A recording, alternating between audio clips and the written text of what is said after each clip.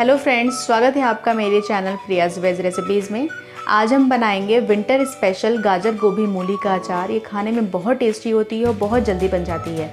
क्योंकि ये सीजनल अचार है तो इसको हम सीज़न में ही खाते हैं, तो आप इसको 1-2 महीने के लिए आराम से बना के एंजॉय कर सकते हैं। ये बहुत अच्छी लगती है। तो चलिए फिर शुरू करते हैं बनाना।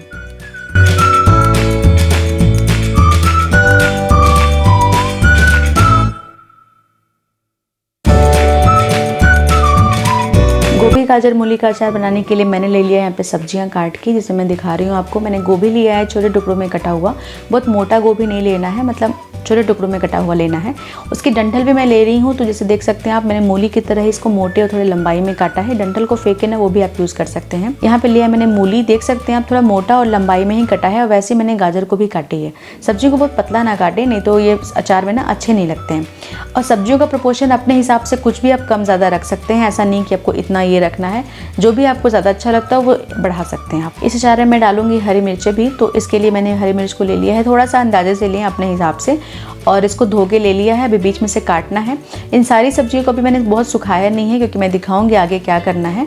बस मैंने इसको छील के धो के ले लिया था। तो यहाँ पे गाजर और गोभी मूली सबको डाल दिया मैंने। हरी मिर्चें नहीं डालना है, इस बात का आपको खास ध्यान रखना है यहाँ पे। तो 1 टेबल स्पून नमक, आधा चम्मच हल्दी डाल के मिक्स कर रही हूँ मैं। हरी मिर्चों को बाद में हम ऐड करेंगे। इन सब्जियों से हमें पानी निकालना है पहले, तो उसके लिए मैंने इसमें नमक डाला है। तो मैं इसको रात भर के लिए रखूँगी, लेकिन आप चाहें तो 4-5 घंटे भी रख सकते हैं। तो अभी मैंने इसको सुबह में देखा, तो अब देख सकते हैं, आपको मिक्स करके दिखाती हूँ। नीचे काफ़ी पानी इकट्ठा हो गया है, जो कि हमें चाहिए था।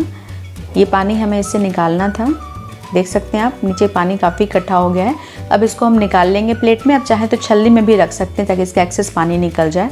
तो मैं प्लेट में निकाल लूँगी इसको, और इसको धूप में रखना है। मैंने इसको प्लेट्स में स्प्रेड कर लिया है। अब इसको धूप में मैं 2-3 घंटे रखूँगी, ताकि इसका पानी बिल्कुल सूख जाए। लेकिन अचार, ये जो चीज़ें हैं, ये नहीं सूखना चाहिए। गाजर मूली गोभी बिल्कुल भी ड्राई नहीं होना चाहिए, मतलब कड़क नहीं होना चाहिए। इसका एक्सेस पानी जो निकला था वो हम फेंक देंगे।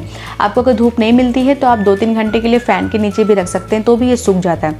आप देख सकते हैं कैसा ये सूखा है। पानी बिल्कुल नहीं है, लेकिन ये अभी भी काफ़ी सॉफ्ट है। आप देख सकते हैं, मैं आपको गाजर ऐसे दिखा रही हूँ। ऐसे ही चाहिए सब्जियों को। अगर सब्जियाँ ज़्यादा धूप में या पंखे के नीचे सूख गई ना, तो वो अच्छी नहीं लगेंगी अचार में। तो देख सकते हैं आप, मैंने मिर्ची को भी अच्छे से सुखा लिया है और बीच में से कट लगा लिया है। तो अब इसको हम डाल देंगे सब्जियों में। अब इसी के लिए मसाले बनाएंगे। उसके पहले लेकिन हम सरसों का तेल गरम करेंगे, ताकि वो ठंडा हो जाए। तब तक हम मसाले तैयार कर लें। जिसके लिए मैंने लिया यहाँ पे 1 कप सरसों का तेल। सरसों का तेल ही बेस्ट होता है अचार के लिए। तेल को अच्छे से गर्म होने देंगे, जिसमें से धुआं निकलने लगेगा। तो इसको हम गैस को बंद करके तेल को बिल्कुल ठंडा करके तब हम यूज़ करेंगे अचार में। कभी भी कच्चा तेल यूज़ नहीं करना चाहिए अचार में।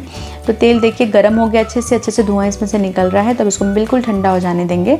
तब तक हम मसाले तैयार करेंगे। तो उसके लिए मैंने लिया एक पैन में 1 टेबल स्पून मेथी, 1 टेबल स्पून साबुत धनिया, 1 टेबल स्पून जीरा, 1 टेबल स्पून जो थोड़ा ज़्यादा है ये बारीक वाली सौंफ। आप मोटी सौंफ भी ले सकते हैं। बिल्कुल हल्का सा भूनना है इसको। देख सकते हैं, बहुत ज़्यादा नहीं भूनना है, बस हल्का सा खुशबू आने लगे उतनी देर तक। अब मसाले ठंडे हो गए हैं, तो इसको हम ग्राइंड कर लेंगे। तो ग्राइंड करने के साथ इसमें डाल रही हूँ मैं 1 टेबल स्पून से थोड़ा सा कम है ये बारीक वाली राई। आप मोटी वाली सरसों भी ले सकते हैं, फिर पीली सरसों भी ले सकते हैं, सेम काम करेगा। तो अब इसको हम ग्राइंड कर लेंगे। तब देख सकते हैं, मैंने बहुत बारीक नहीं पीसा है, ऐसे ही दरदरा आपको पीसना है। बिल्कुल बारीक आपको मसाले नहीं पीसने, वरना अचार अच्छा नहीं लगेगा। अब हम डाल देंगे इसमें मसाले, और मैं इसमें डाल रही हूँ 1 बड़ा चम्मच नमक। नमक हमने पहले भी डाला था, जब हमने मिक्स किया था सारी चीज़ों को, रात भर छोड़ा था। तो नमक आप थोड़ा ही डालें, बाद में टेस्ट कर लें, आपको कम लगे तो और डाल सकते हैं। आधा चम्मच हींग डाल रही हूँ मैं, आधा चम्मच मंगरेल मतलब कलौंजी, आधा चम्मच है ये अजवाइन, और 2 बार करके मैं 1 बड़ा चम्मच डाल रही हूँ कश्मीरी लाल मिर्च पाउडर। इससे कलर बहुत अच्छा आएगा। और 1 चम्मच से थोड़ा कम है हल्दी। सारी चीज़ों को अच्छे से मिक्स कर देंगे। अब इसमें हम डालेंगे तेल, और तेल डाल के मैं आधा तेल डाल रही हूँ, बाद में मैं डालूंगी जब जार में फिल कर दूंगी तब। पहले थोड़ा ही डाल के, ताकि अच्छे से मसाले कोट हो जाएं। अब ये अचार ऑलमोस्ट रेडी है। आप चाहें तो इसमें 1 चम्मच या 2 चम्मच आप नींबू डाल सकते हैं। और नींबू का रस डालने के केस में आपको क्या होगा ना, आपको धूप में रखना पड़ेगा 2-3 दिन, नहीं तो नींबू के रस की वजह से ये अचार ख़राब हो जाएंगे।